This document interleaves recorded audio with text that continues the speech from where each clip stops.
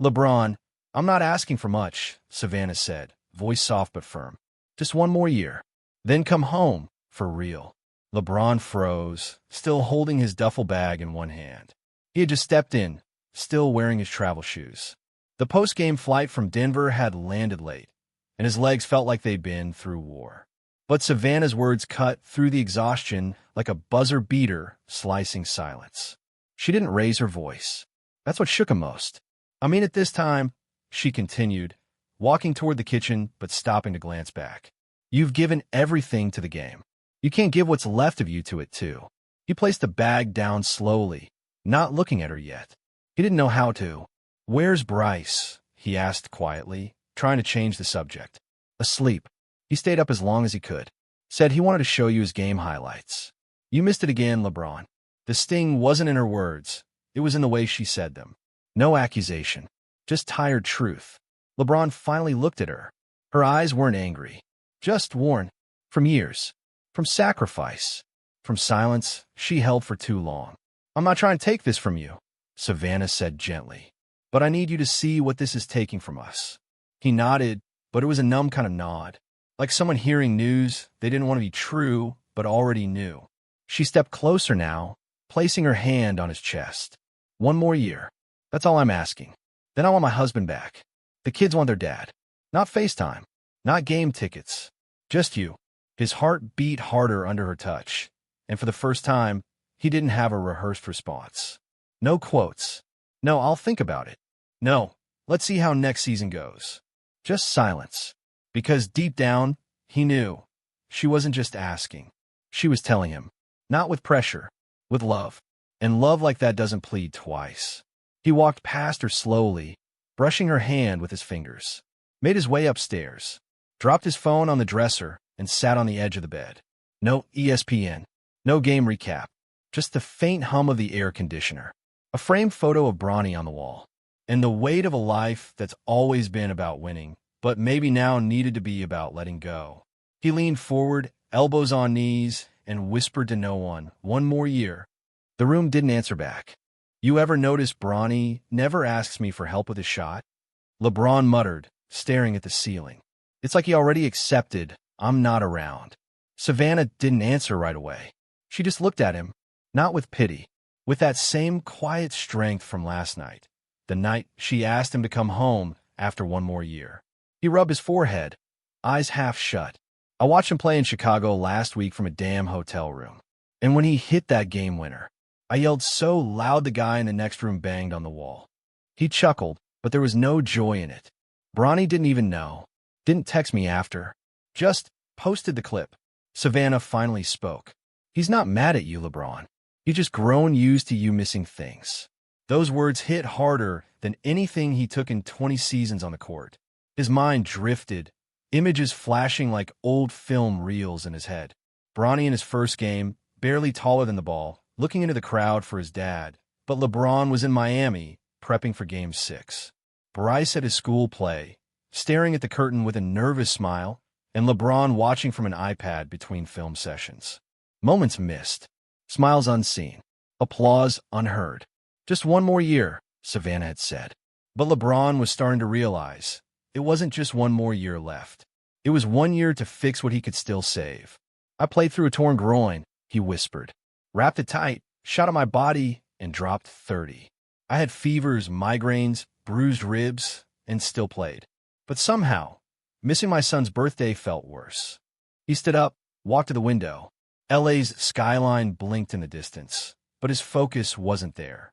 It was on a memory, sitting in a hotel room in New York, watching Bryce drain 3 threes in a row on TV. Savannah was there courtside. LeBron rewound the clip 5 times. Paused it. Zoomed in just to catch Bryce smiling at his mom in the crowd. He should have been the one in that seat. LeBron felt it now, the weight. Not just of aging legs or another brutal season, but of years traded for trophies. Of family moments sacrificed at the altar of greatness. I love this game, he said, almost to himself. But I don't know if it loves me back the way they do. The silence between them stretched long, not uncomfortable, but full of truth. And in that moment, LeBron wasn't King James. He wasn't the league's all-time scorer. He was just a man, staring at the cost of everything he ever chased. He turned to Savannah, voice lower now. What if they don't need me to retire? What if they just need me to show up? She walked over, touched his hand, then started showing up. And for the first time in a long time, he wasn't sure if he'd make his decision in the gym or at the dinner table.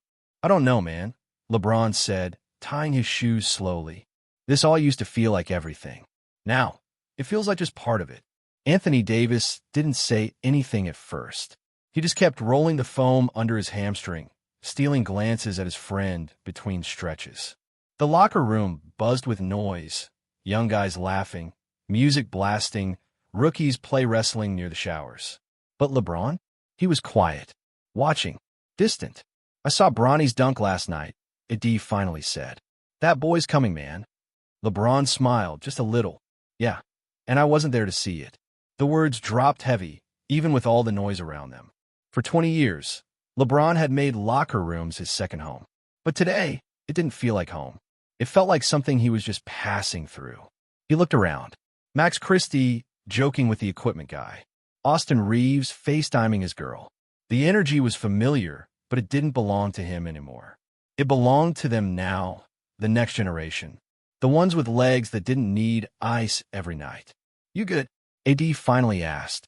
LeBron shrugged. I don't know. AD sat up straighter. Talk to me. LeBron paused, then said it, the thing he hadn't even admitted to himself out loud. I think I'm getting close, bro. I mean, really close.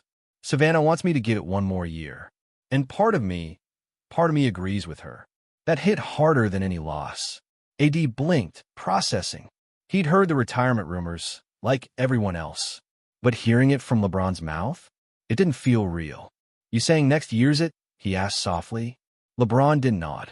Didn't shake his head either. I'm saying, I don't feel the same fire.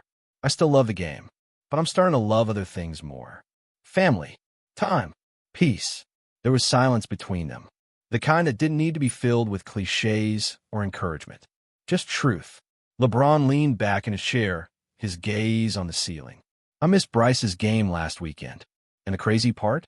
I didn't even know it until Savannah texted me the score. That's not who I want to be. AD sighed. You've earned the right to walk away whenever you want, Bron. Just make sure it's on your terms. LeBron nodded slowly. That's what scares me. What if my terms don't include basketball anymore? Later that night, after the game, reporters crowded him like always. Cameras, microphones, flashes.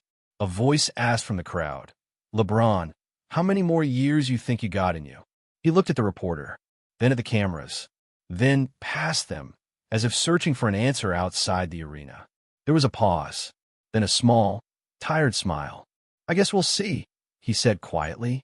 But deep down, he already knew. If this is it, LeBron whispered to himself in the tunnel, then every second tonight better mean something. He stood alone, just behind the curtain, the roar of 20,000 fans vibrating through the concrete walls. He'd walked this tunnel 1,000 times before, but this one felt final.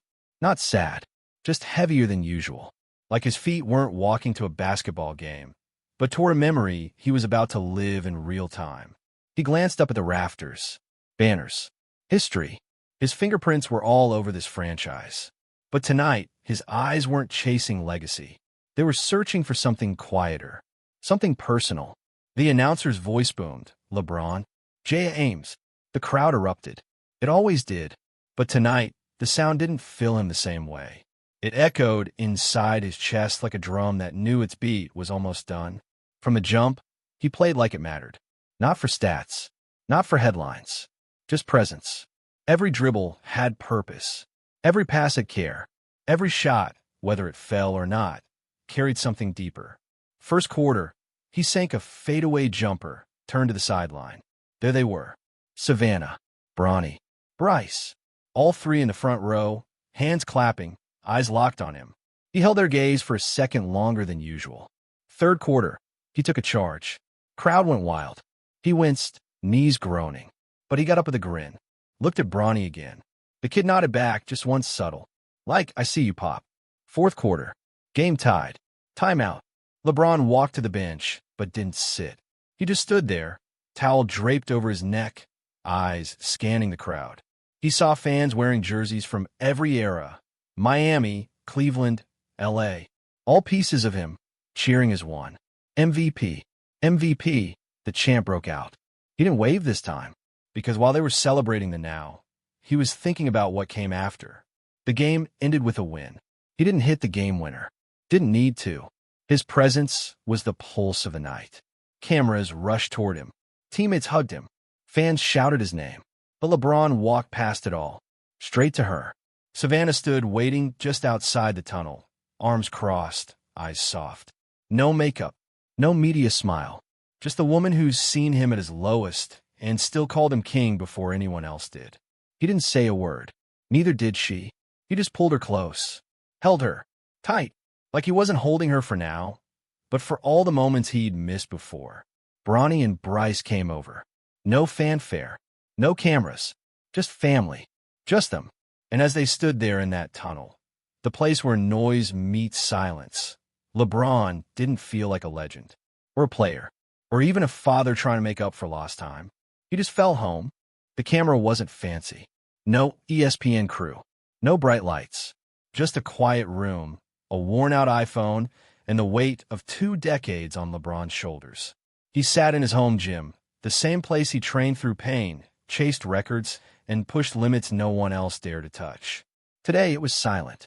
No sweat. No sneakers squeaking. Just him and a decision that had finally found peace inside him. He took a breath. Pressed record. "I've given it everything," he began, voice steady, but softer than the world was used to hearing. "Every ounce of me. Every mile. Every dunk. Every night on the road. Every morning away from my family." He looked down, then back up at the camera. His eyes weren't sad, just clear. "But now, I'm giving myself back to the people who waited for me." He paused. No tears, just truth. "Next season will be my last, and I'm proud of that." He ended the video right there. No dramatic music, no highlight reel, just honesty. He placed the phone on the bench and sat still for a while. The kind of stillness that comes after a storm. He wasn't afraid. He wasn't unsure. He was ready. In the kitchen, Savannah watched the video play on his iPad. She didn't cry. She just smiled, the kind of smile that says, "I've waited, and now you're here." Bronny walked in, earbuds still in. "You finally told the world?"